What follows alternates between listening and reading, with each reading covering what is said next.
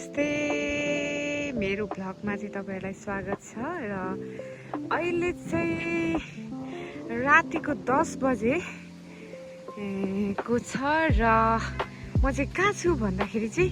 UK मा आएको छु र युके मा चाहिँ मैले सुनेको थिएँ रातिको 10 बजेसम्म पनि समरमा चाहिँ रात पर्दैन र घाम डुब्दैन भनेर सुनेको थिएँ र आज मैले चाहिँ प्रत्यक्ष हेर्न पाएँ अनुभव गर्न पाएँ र यो अनुभव चाहिँ तपाईहरुलाई पनि मैले शेयर गर्दैछु र देखाउँदैछु हेर्नुस् है ल घाम पनि पर पहेँलो डुब्न लागेको छ र अनि म चाहिँ पार्कमा यहाँ 2 थाल भात खाएर चाहिँ एकैछिन भए पनि पार्कमा हिँड्नु आउनु पर्यो रातै परेको छैन सुत्नलाई पनि निन्द्रा लाग्दैन यस्तो उज्यालोमा बानी छैन है अनि कतिपय भोलि चाँडै ड्युटी हुने उहाँहरू चाहिँ यतिखेर पर्दा लगाएर सुतिसक्नुहुन्छ अरे के र पार्क पनि यस्तो सुनसान छ म चाहिँ एकैछिन छोरीसँग रातै परेको छैन यतिको त हाम्रो नेपालमा त 6 बजे मात्र हुन्छ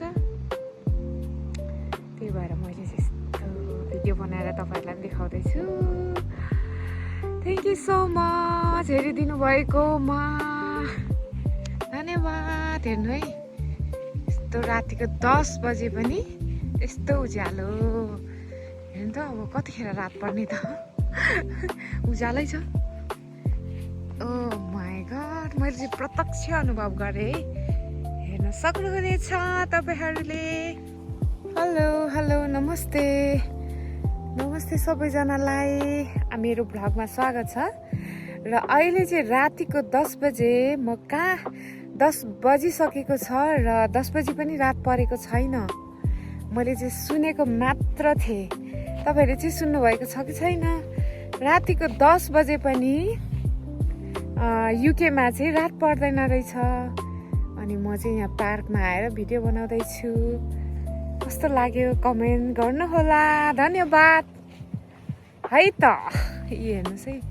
मेरो छोरी चाहिँ पर गिटार बजाउँदैछ म अहिले अलिकति भिडियो बनाएर देखाउँछु ल तपाईहरुलाई thank you so much for watching एकदम रमाइलो रहेछ यो पार्क चाहिँ तपाईहरुलाई थाहा छ होला यो पार्कको नाम चाहिँ के हो भनेर यहाँ आइराख्नु हुने तपाईहरुले मेरो भ्लग हेर्नुभयो भने चाहिँ तपाईहरुलाई थाहा हुन्छ यो पार्कको नाम के हो भनेर तर म भन्छु यो चाहिँ भिक्टोरिया पार्क भन्दो रहेछ भिक्टोरिया पार्क रहेछ यो पार्कको नाम चाहिँ अनि यहाँ चाहिँ मलाई साह्रै रमाइलो लाग्छ अनि ओखरको बोट यो वरिपरि चाहिँ ओखरको बोटहरू छ अहिले चाहिँ ओखर पनि फलिरहेछ तर मैले चाहिँ त्यो ओखर पाक्दाखेरि चाहिँ खान भ्याउँदिनँ किनभने म फर्किसकेको हुन्छु हेर्नुहोस् है रातिको 9 बजे घाम डुब्नु लागेको छ सनसेट कस्तो लाग्यो तपाईहरुलाई छोरी रुक्साना चाहिँ खासै भिडियो बनाउनु मान्दैन पर बसिरहेको छ खासै भिडियो बनाउनु चाहिँ मान्दैन तर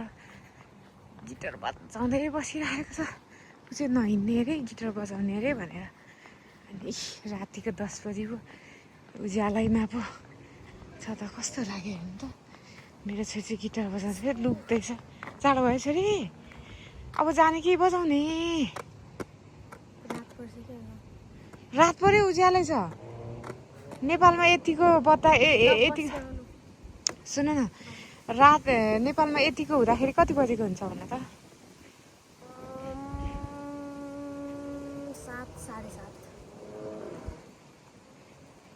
7 बजे चाहिँ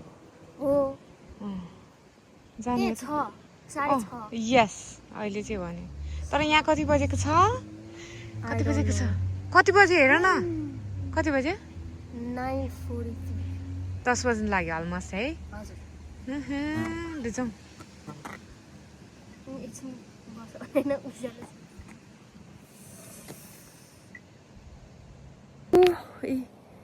मलाई पनि उज्यालै देखिरहेछ हैन त